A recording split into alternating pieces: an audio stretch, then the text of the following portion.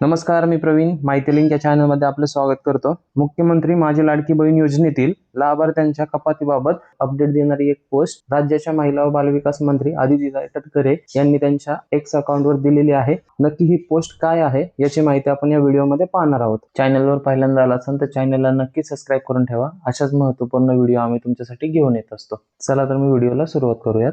या पोस्टमध्ये नक्की काय माहिती दिलेली आहे आपण समजून घेण्याचा प्रयत्न करूया.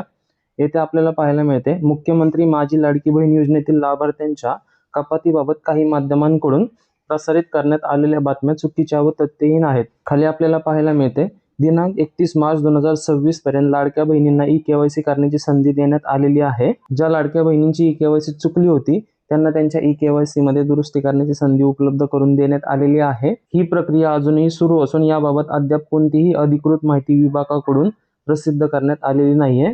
सर्वात महत्त्वाचे म्हणजे ज्या लाडक्या बहिणींची ई-केवायसी चुकली आहे त्यांच्यासाठी आता ई-केवायसी मध्ये दुरुस्त करण्याची संधी उपलब्ध करून देण्यात आलेली आहे. त्यांनी लवकरात लवकर ई-केवायसी करून घ्यावी. ई-केवायसी कशी करायची त्या संबंधितचा व्हिडिओ आपण आपल्या चॅनलवर दिला आहे. ती व्हिडिओ पाहून तुम्ही तुमची ई-केवायसी करू शकता. तसंच तुमची ई-केवायसी झालेली आहे का, ई-केवायसी करताना काय अडचण येत आहे कमेंटमध्ये नक्की सांगा. त्यामुळे इतरांना नक्की मदत होईल. अशी महत्त्वपूर्ण माहिती होती. व्हिडिओ आवडला असेल तर चॅनलला नक्की सबस्क्राईब करून ठेवा. धन्यवाद.